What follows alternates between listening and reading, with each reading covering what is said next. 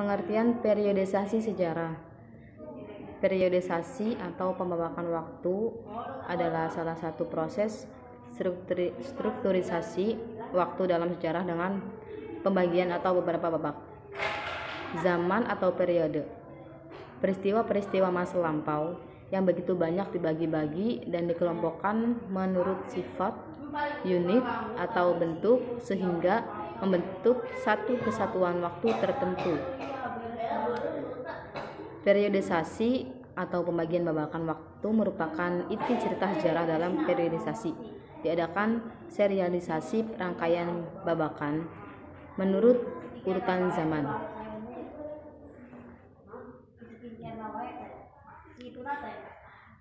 Sejarah dibagi-bagi menjadi zaman-zaman dengan ciri-cirinya masing-masing. Periodisasi sangat penting dalam historiografi karena merupakan batang tubuh cerita sejarah. Tujuan periodisasi sejarah. Mengetahui pembabakan waktu sejarah akan sangat bermanfaat, bukan saja penulis sejarah, akan tetapi juga bagi para pembaca atau penggemar cerita sejarah, apalagi bagi para siswa yang belajar ilmu sejarah. Adapun tujuan dari pembabakan waktu adalah sebagai berikut.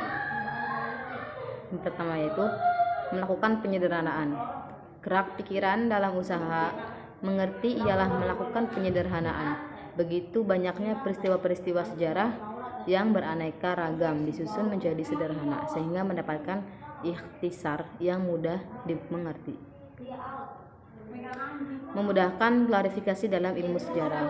Klarifikasi dalam ilmu alam meletakkan dasar pembagian jenis, golongan, suku, bangsa, dan seterusnya.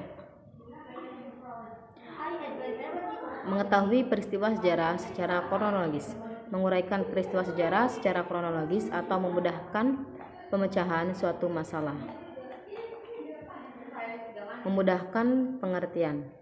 Gambaran peristiwa-peristiwa masa lampau yang sedemikian banyak ini dikelompok-kelompokkan, disederhanakan, dan diikhtisarkan menjadi satu tatanan atau orde sehingga memudahkan pengertian.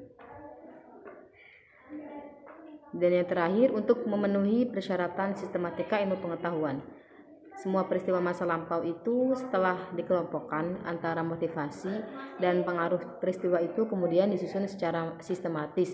Jadi tujuan diadakannya periodisasi ialah untuk mengadakan tinjauan menyeluruh terhadap peristiwa-peristiwa dan saling hubungannya dengan berbagai aspeknya.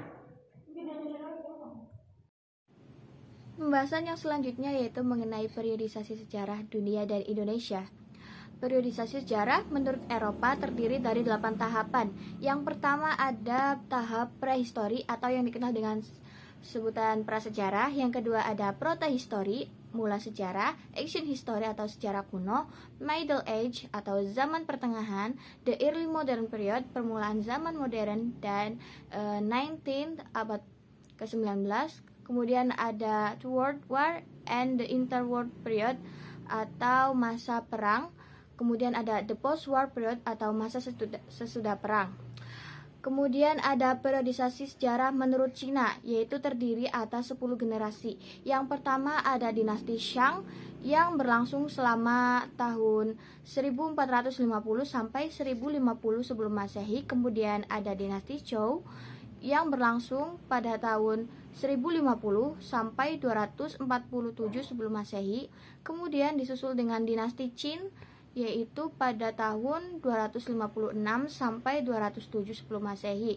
Kemudian ada dinasti Han yaitu tahun 206 sebelum Masehi sampai 220 Masehi. Dan dinasti Sui yaitu pada tahun 580 sampai 618 Masehi. Kemudian ada dinasti Tang yaitu berlangsung selama 618 Masehi sampai 906 Masehi. Dinasti Mongol yaitu pada tahun 1280 sampai 1369 Masehi. Kemudian ada dinasti Ming, yaitu terjadi pada tahun 1368 sampai 1644 Masehi.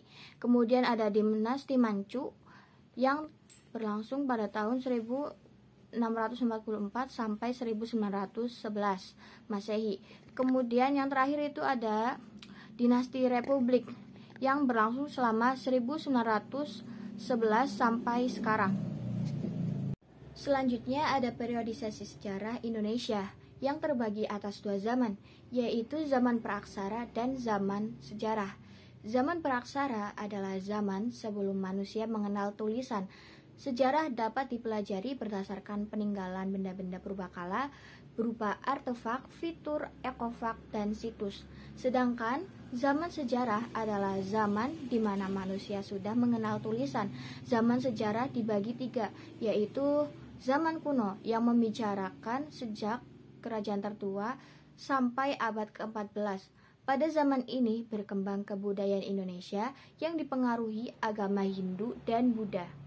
Kemudian yang kedua ada zaman Indonesia baru yang dimulai pada abad ke-15 yang membicarakan masa berkembangnya kebudayaan Islam sampai abad ke-18. Dan yang ketiga ada zaman Indonesia modern, yaitu sejak masa pemerintahan Hindia Belanda, yaitu tahun 1800 hingga pergerakan kemerdekaan Indonesia merdeka sampai sekarang atau masa kontemporer. Baik, terima kasih kepada moderator. Materi selanjutnya adalah konsep periodisasi sejarah menurut para ahli. Yang pertama, konsep periodisasi menurut Profesor Dr. Sukanto. Menurut pendapat Dr. Sukanto, periodisasi hendaknya berdasarkan ketatanegaraan, artinya bersifat secara politik. Pembagian atas babakan masa atau periodisasi yang berdasarkan kenyataan sedapat mungkin harus eksak serta praktis. Menurutnya, periodisasi sejarah Indonesia diusulkan secara kronologis. Yang pertama, masa pangkal sejarah sebelum Masehi sampai masuk ke Masehi. Kemudian yang kedua, masa Kutai Tarumanegara dari masuk Masehi sampai 600 Masehi. Kemudian masa Sriwijaya Medang Singosari 600 Masehi sampai 1300. Kemudian masa Majapahit 1300 sampai 1500 Masehi. Kemudian masa kerajaan Islam 1500 sampai 1600 Masehi. Yang keenam, masa Aceh Mataram Makassar 1600 sampai 1700 Masehi. Yang ketujuh, masa pemerintah asing 1700 sampai 1945. Kemudian yang terakhir, masa Republik Indonesia 1945 sampai dengan sekarang. Ini perspektif menurut Dr. Sukanto. Ini periodisasi sejarah secara keseluruhan, bukan hanya peradaban Islam, tapi peradaban bernegara, terutama di Indonesia. Kemudian yang kedua, konsep periodisasi menurut Profesor Sartono Kartodirjo. Menurut pemikiran beliau, sebagai dasar bagi babakan masa atau periodisasi adalah derajat integrasi yang tercapai di Indonesia pada masa lampau. Menurut pemikirannya, faktor ekonomi sangat mempengaruhi perkembangan sosial politik dan kultur di Indonesia. Faktor ekonomi mempengaruhi kontak Indonesia dengan luar negeri yang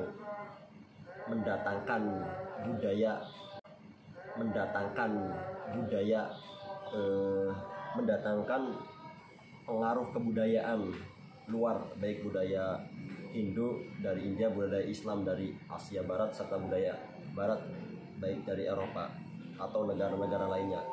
Ini juga berkaitan dengan peradaban Islam yang masuk ke tanah Nusantara Indonesia. sebutan dari periode itu memakai nama kerajaan pada zaman dahulu ketika Islam masuk, sebab sifat masyarakat pada waktu itu masih homogen dan berpusat pada raja, istana sentris. Adapun periodisasi yang diusulkan oleh Profesor Dr. Sartono adalah yang pertama prasejarah, sebelum dituliskannya sejarah. Kemudian yang kedua zaman kuno, ketiga zaman baru. Dari pemaparan yang saya sebutkan tadi terlihat bahwa munculnya banyak pandangan tentang babakan masa periodisasi seperti yang diajukan Profesor Dr. Sukanto dan Profesor Dr. Sartono, disusun dengan yang pertama memakai dasar perkembangan peradaban dari masa ke masa. Kemudian yang kedua pembabakan masa didasarkan atas segi kebudayaan atau kultur, dan pembabakan masa atas dasar agama yang masuk ke Indonesia. Jadi pembabakan masa yang masuk ke Indonesia didasarkan kedatangan agama yang ada di Indonesia sampai pada saat ini. Kalau kita lihat di referensi yang lain, periodisasi peradaban Islam itu dibagi menjadi tiga. Yang pertama periode klasik, itu dari zaman Kanjeng Nabi Muhammad sampai pada tabi'in, nanti masuk ke periodisasi pertengahan, kemudian sampai sekarang disebut periodisasi modern. Mungkin itu saja yang dapat saya sampaikan, mudah-mudahan dapat dipahami oleh kita semua. Terima kasih. Saya kembalikan kepada moderator.